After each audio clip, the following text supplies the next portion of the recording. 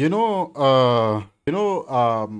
of South Africans, they always say that when Julius Malema says these colonial borders, we need to do away with them. But because Zimbabweans or Nigerians or any other nationality, they are talking from a point of trying to take advantage of South Africans, the generosity of the South Africa. But if you look at it from a broader perspective of things, when you look at Zimbabwe, last week there was something that really touched my heart. I saw Loiso Bala, he was in Bulawayo, and to look at what Loiso Bala was doing with Umhlobo Wenene, they were trying to connect with the Xhosas that are in Zimbabwe. Where am I going with this? If you look at the borders of Zimbabwe and South Africa, if it was me personally, I would say, because everything that we are consuming in Zimbabwe, a lot of, like, be it your music, be it food, be it culture, soapies.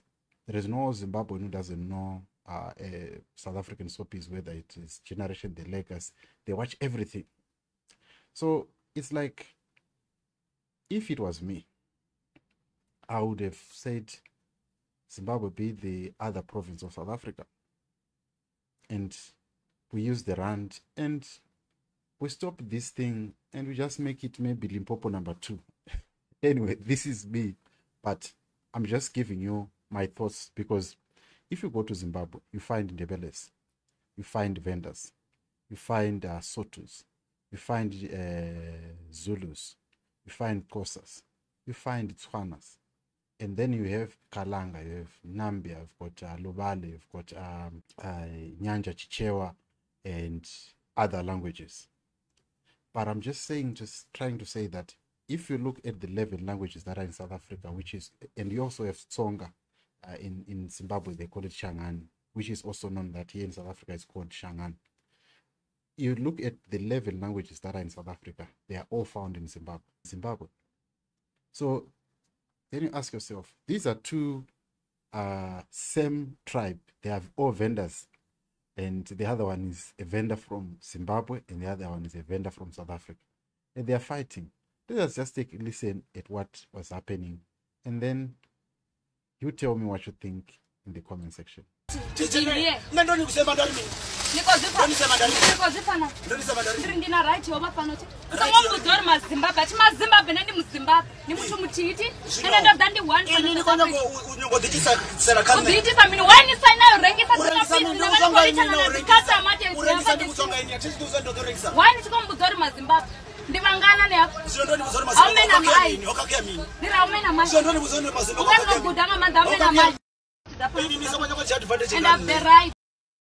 So to those who don't understand Venda, this lady, she's saying that I've got the right, don't call me a Zimbabwean.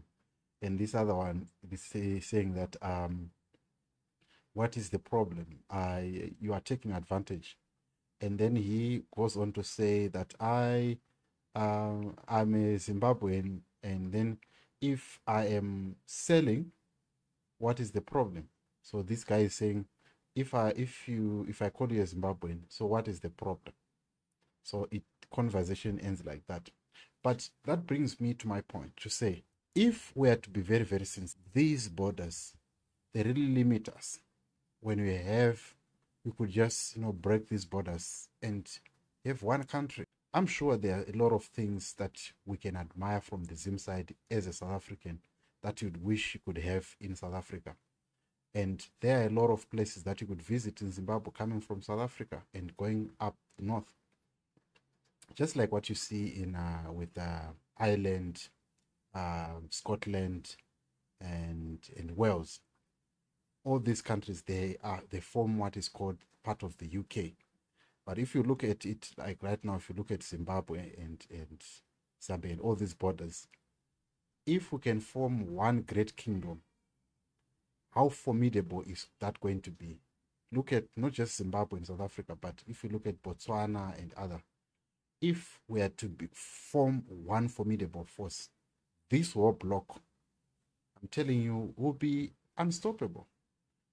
The kind of trade that we can achieve and stop a lot of things, not just trying to say because we Zimbabweans want to benefit or Mozambicans want to benefit. but we look at the greater picture of saying, if these borders are going to be done away with, we form a formidable force of the region. We'll be unstoppable. But that's me thinking about this. What do you make of this video and these two people fighting from different borders, but they speak the same language? To me, it's very, very funny, but such is life. What do you make of this video? And tell me what you think in the comment section, and I'll see you on the next video.